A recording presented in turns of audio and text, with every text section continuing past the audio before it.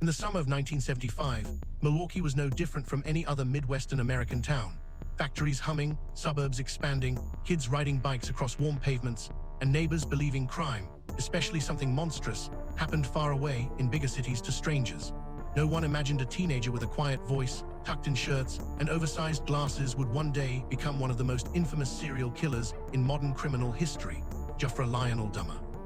Dahmer was born on May 21, 1960, in West Earlees, Wisconsin, to Lionel and Joyce Dahmer, a couple whose marriage was deteriorating almost as rapidly as their son's psychological stability. His early childhood showed no immediate red flags. He was shy, emotionally distant, and socially awkward, but many children can be described that way. The first truly disturbing signs emerged when Dahmer became fascinated by death, not death in a philosophical or spiritual sense, but in the literal decomposition of animals. He began collecting road-killed creatures, peeling their flesh, examining organs, and preserving bones. He saw it as curiosity, but forensic psychologists later described this behavior as one of the earliest indicators of psychopathic dissociation and necrophilic fixation.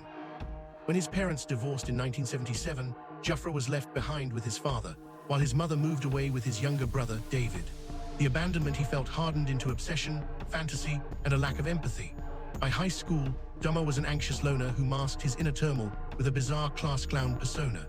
He drank openly, mimicked epileptic seizures to make classmates laugh, and numbed his growing violent fantasies with alcohol. Teachers said he was intelligent, but never applied himself. Classmates recalled him as weird, but harmless.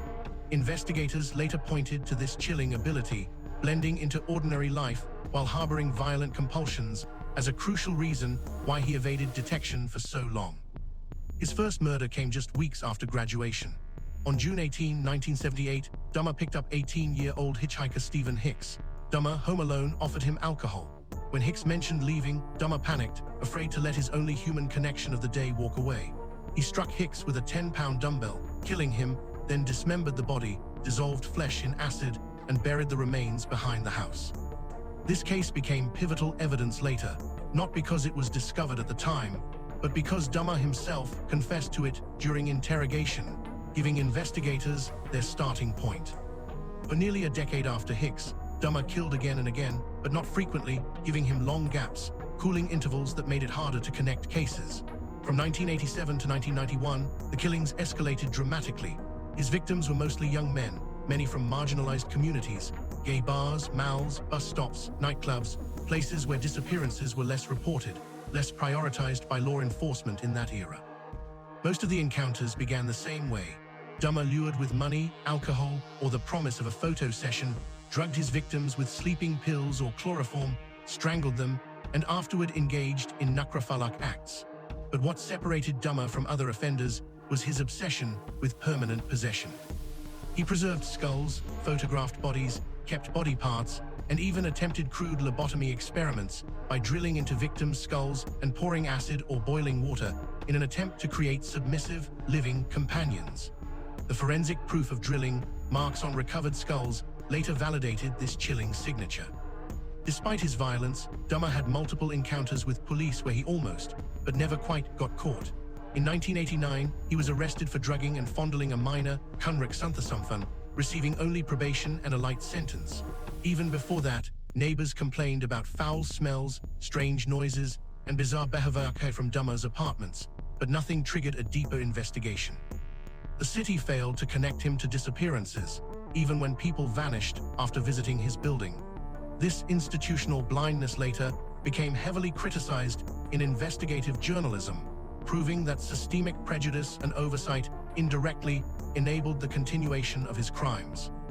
The turning point arrived on July 22, 1991. Tracy Edwards, a 32-year-old man, managed to escape Dahmer's apartment while handcuffed. He flagged down two patrol officers, John Bolsksik and Joseph Gabrush, on the street. Edwards was terrified, sweating, rambling, unable to fully articulate what he had just survived. But his handcuffs were real, and this physical evidence forced police action. The officers accompanied him back to the apartment building. Dahmer answered calmly, claiming Edwards was his drunk boyfriend and it was a lover's dispute. If this scene sounds familiar, it is because nearly the exact same scenario had worked before. Santhasamfan had escaped Dahmer in 1991 too, but police returned him to Dahmer, believing the smooth story instead of the fragile victim. Kunrek was later murdered, but this time, Edward stood firm in fear, insisting he was in danger. When officers entered Dahmer's apartment, one of them opened a bedside drawer to find Polaroid photographs of mutilated bodies, the first undeniable visual proof tying Dahmer to homicide. This single moment converted suspicions into evidence, triggering immediate arrest. Once Dahmer was detained, investigators obtained a search warrant and began documenting a crime scene so horrific that even seasoned law enforcement officials later admitted they were emotionally shaken. Inside the apartment, they recovered 4 severed heads, 7 skulls, human organs in the refrigerator, including a heart, and 2 entire skeletons, along with blood-stained saws, knives, and acid vats. Chemical analysis confirmed traces of hydrochloric acid and solvents Dahmer used to attempt body dissolution. The foul smell neighbors had complained about for years was, tragically, validated by the physical evidence. One officer vomited at the scene. Others later required trauma counseling. During interrogation, Dahmer did not deny anything. Instead, he confessed methodically, without panic, remorse, or hesitation, describing 17 murders in total. His calm cooperation itself served as psychological proof, not just of guilt, but of deep-rooted dissociation. Detectives noted that he spoke more like someone describing a hobby than a crime. His confession was corroborated by forensic findings of DNA, skeletal remains, tool marks, and photographs, forming one of the strongest evidence chains ever assembled in a serial killer case. The skulls, when recovered, were examined by forensic anthropologists who identified trauma patterns consistent with strangulation and post-mortem drilling. Bite marks and internal injuries matched Dahmer's descriptions. His confession wasn't just verbal, each part matched physical validation. The FBI Behavioral Science Unit later reviewed Dahmer's case as part of criminal profiling research. What stood out was his attempt to control victims permanently, his fixation with anatomy, and his calculated victim selection. His choice of hitchhikers and nightclub visitors meant fewer missing person reports, which for investigators later served as indirect proof of strategic victimology. Though not a defense in court, these profiling insights helped prove criminal intent and serial predation. Milwaukee police also collected apartment cleaning receipts, chemical purchases, and store security footage placing victims with Dahmer before disappearances. One key proof was his purchase of a 55-gallon acid drum, a size entirely unnecessary for a man living alone in a small apartment. Receipts showed he bought industrial-grade chemicals despite no legitimate industrial job requiring them. Though not enough for arrest at the time, these documents later became supporting evidence used to display behavioral consistency. The investigation now snowballed. Crime scene technicians cataloged every object, photographed every body part, and matched skulls to missing persons. Dental records identified several victims. The refrigerator held bodily organs, later DNA tested, confirming human origin. The freezer contained muscle tissue. Investigators matched fingerprints of severed hands to missing individuals. The torso of victim Anthony Sears had identifiable tattoo remnants that remained intact as forensic validation. Dahmer kept items from victims too, IDs, clothing, watches, which were traced back to families and missing person cases, proving physical contact before murder. Families recognized garments recovered among his possessions.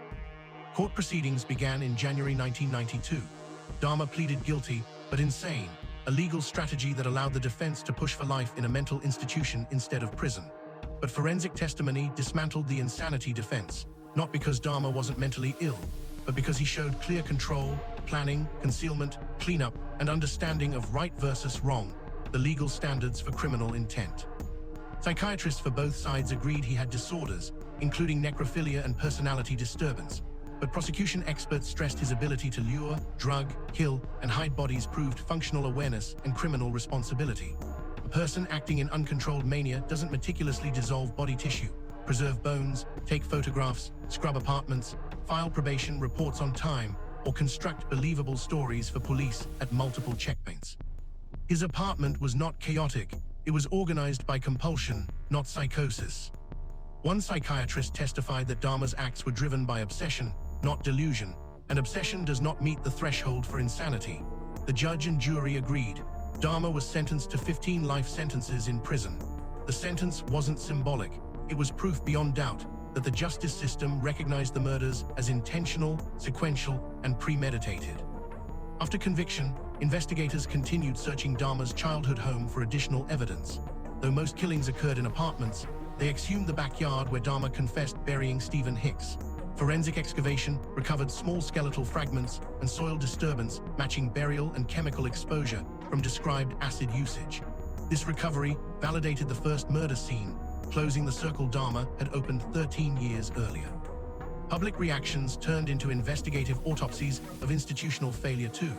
Journalists proved through records that police had returned cone-rack synthesomphone to Dahmer months before the arrest, ignoring visible distress because Dahmer convinced officers it was consensual. Those officers were later fired, not for knowing Dahmer was guilty, but because the investigation proved they ignored clear victim danger.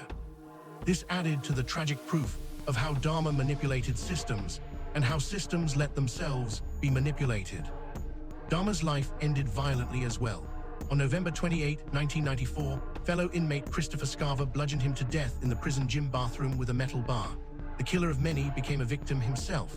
Scarver later stated he was disturbed by Dahmer's crimes, especially the lack of remorse. Prison officials confirmed Dahmer died of head trauma, formally recorded. No mystery, no defense, no conspiracy. The final official document in the case file was his death certificate, listing homicide caused by blunt force trauma, ironically echoing the same manner in which Dahmer himself killed his first victim, Hicks, with force, fear, and possession.